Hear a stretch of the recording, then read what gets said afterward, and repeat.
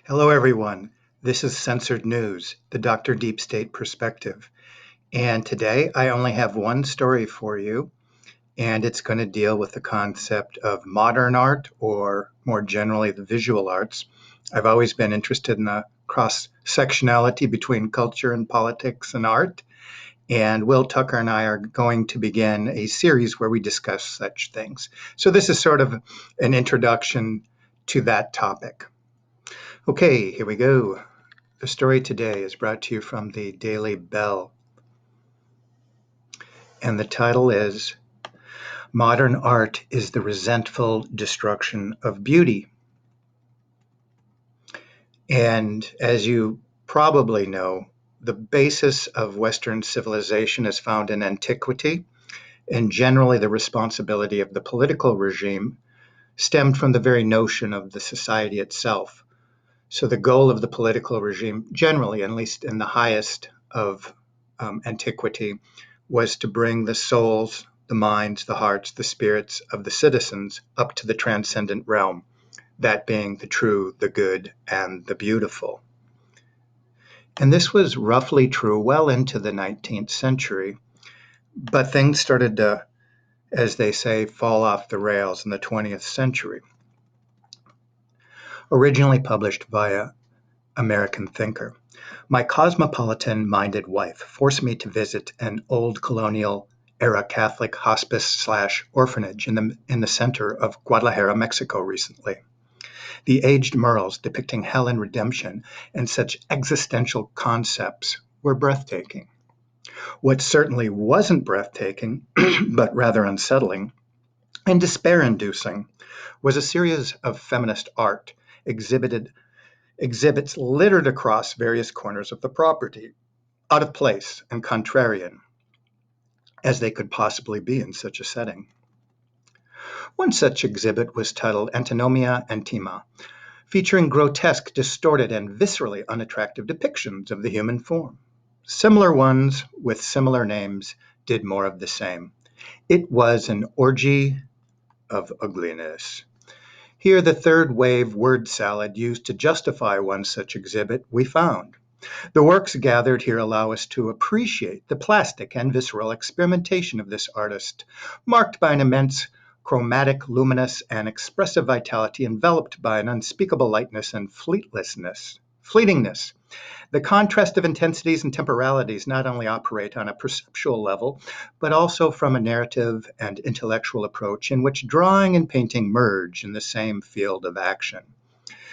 The representation of the female form stands out in disfigurements and scenarios that refer to a coven, the occult or profane, but also to the grotesque, adrenous, and caricatured, heresy as an emancipation process for women, as a struggle against ecclesiastical and male oppression in the Middle Ages.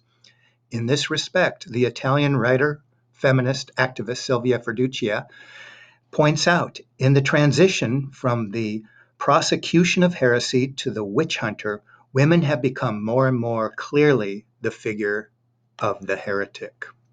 The fire that does not produce is the fire that gathers and congregates, that conspires and attempts the established order and its terrible consequences. This is the kind of anarchic glee expressed via the destruction of beauty and or anything considered traditionally sacred that informs the quote-unquote crucifix and urn genre of art that we spoke about the other day. I'm butting in here. It's the artist Serrano that was welcomed by Pope Francis, where the crucifix of Christ was inserted in a container of the artist's own urn. But let me get back. To the extent that's what it can be called, and in fact, all manners of creative expression sponsored by the governing authorities and disseminated through the pop culture. The alleged masterminds that produce this tripe are deranged adult children with arrested development, throwing their spaghetti at the wall from their high chairs and passing off their vandalism as enlightened criticism of patriarchy or whatever. and passing themselves off as brave, subversive truth tellers. The kind of person who would produce Piss Christ is afflicted with a pathological hatred for life itself. Why is a question for someone with more insight?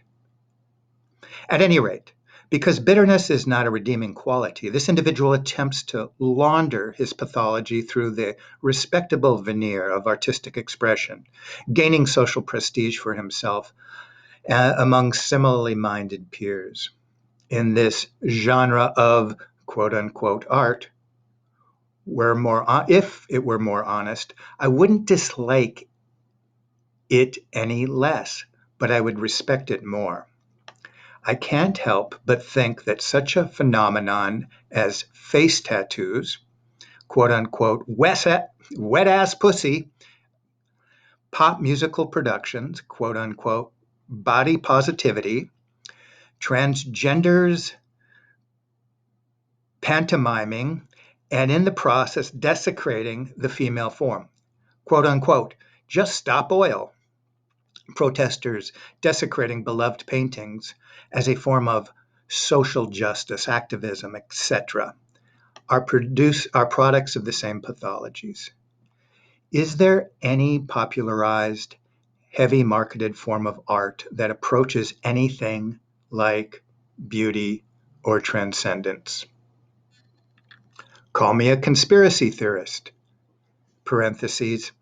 They have a solid recent track record in any case, and I don't mind. But I also can't help but believe this is an orchestrated campaign to dumb down and demoralize the public ahead of the consecration of the modern dystopia. If nothing is sacred and, by extension, beyond defilement, what is then the referent object? The term used in securitization theory to refer to that which must be protected against threats, whether it be a cultural artifact, native population, or civilization itself. Worthy art pursues transcendent, redemptive beauty in whatever form it may be found. If everything is ugly, and hopelessly so, why not let it burn? Why not actively endorse civilizational suicide? This is the modern Sodom and Gomorrah, mocking the sacred and promoting the profane.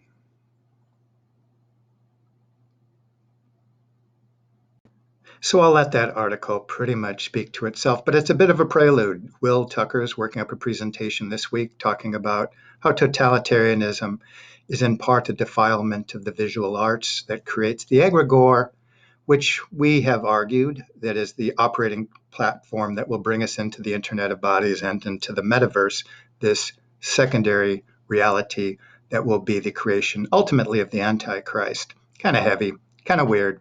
But the takeaway of this in the impending times that we live in of uneasiness, doom, let's take time to really focus our minds and souls on the true, the good, and the beautiful. So that's my word for the day. This has been Dr. Deep State.